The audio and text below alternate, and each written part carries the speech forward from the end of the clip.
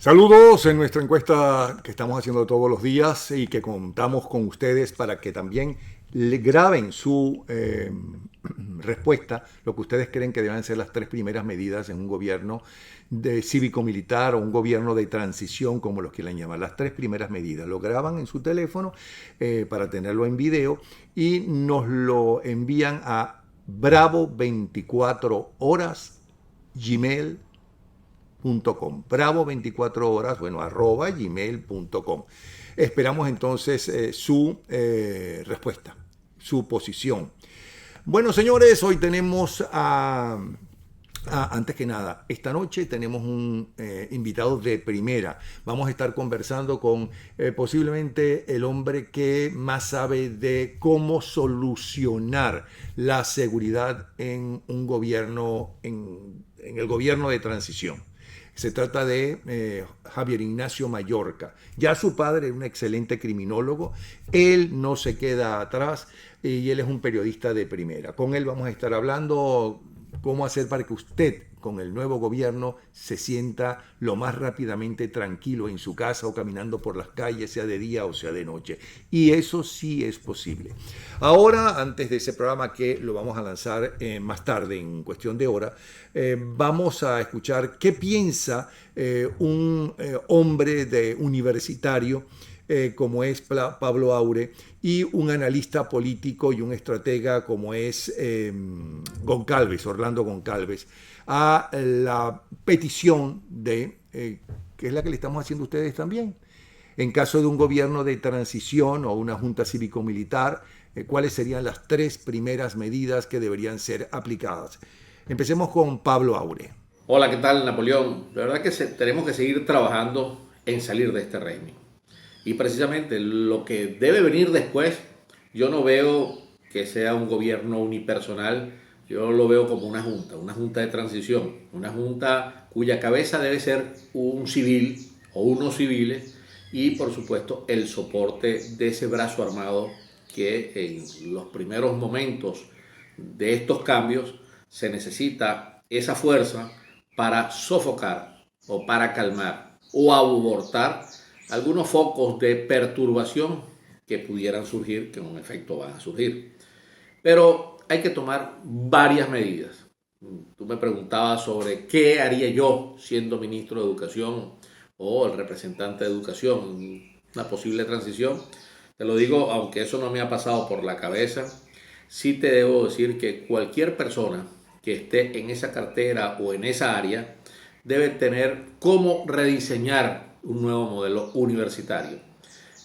Hacer todo lo necesario para que esos talentos que han emigrado por las razones que todos conocemos regresen a nuestro país.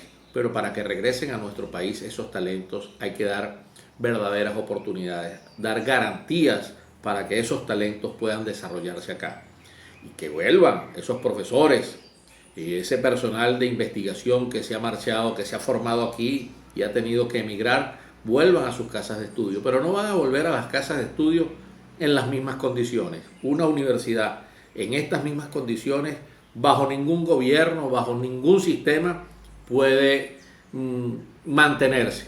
Yo creo que aquí tenemos que redefinir qué entendemos por universidad, redefinir cómo deben ser los ingresos a la universidad, cómo es la manera del financiamiento de una universidad. Yo creo que aquí tenemos que apartar ese populismo. Yo sí estoy de acuerdo con el derecho a la educación, totalmente, pero también estoy de acuerdo que aquellas personas que puedan pagar sus estudios de acuerdo a su declaración, impuestos sobre la renta y cualquier otra declaración, deben sufragar sus estudios. Y ustedes dirán, no, bueno, y aquellas personas que no tengan, bueno, para eso existen otras modalidades de ingresos, la beca, la excelencia académica, la excelencia deportiva, la excelencia cultural, por ejemplo, pero debe existir una contraprestación que reciba el Estado para garantizar la educación. Y por supuesto, ese próximo gobierno, Dios mediante sea pronto, o esa junta de transición, debe facilitar todas las garantías para que se dé el proceso de la renovación de las autoridades en la universidad. También redefinir inclusive la manera de la distribución de los recursos en el país hacia el sistema educativo. Entendemos, y eso tiene que estar muy claro, que la principal inversión en cualquier país que piense buscar el desarrollo debe ser en la educación. En la educación están las bases del desarrollo de cualquier nación. Por eso aquí en Venezuela vamos cada vez hacia el fondo, precisamente porque este régimen es enemigo de la educación, no solamente porque sean unas casas de la pluralidad, de la diversidad, no, porque mientras las personas están más educadas, por supuesto, se deben considerar que son más libres y este régimen es enemigo de la libertad. Por eso habría que invertir muchísimo en la educación. La primera medida, entonces, es acordar cómo va a ser los recursos, cómo va a ser la inversión, garantizar la plena autonomía. Ya el Libertador lo decía desde hace mucho tiempo, con esos decretos del Libertador. No podemos concebir ninguna universidad decir que es autónoma si ni siquiera puede producir sus recursos, cómo mantenerse. Yo creo que hay que abrirle las puertas a las universidades para que generen recursos. Y vaya, yo creo que aquí se puede hacer muchísimo desde el punto de vista educativo, pero lo que hay que considerar, cualquier gobierno que venga a las universidades como sus principales aliados, no como un enemigo a clausurar o a vencer. Apretado abrazo, Napoleón. Bueno, esto es una pregunta muy complicada que no tiene una respuesta única, pero habría cosas elementales que hacer y muchas de ellas probablemente en paralelo. Por ejemplo, pienso que habría que hacer una constituyente para poder desmantelar el andamiaje legal que a través de los años se fue montando y que estaba pensado en los intereses particulares del grupo que manejaba el poder. Hay que reactivar y hay que generar programas sociales de asistencia rápida e inmediata por la precaria situación en que están la mayoría de los venezolanos. Pero atención, es una primera etapa. En una segunda etapa, esos programas sociales deberían ayudar a generar oportunidades para que la gente, por su propio esfuerzo y dedicación, pudiera progresar. Reestructurar la justicia con apoyo internacional. No puede un país progresar con los niveles de impunidad y de corrupción que hay en la justicia. La economía, habría que buscar capitales foráneos con ciertas facilidades para ellos y también darle facilidades a los capitales venezolanos para que puedan regresar al país.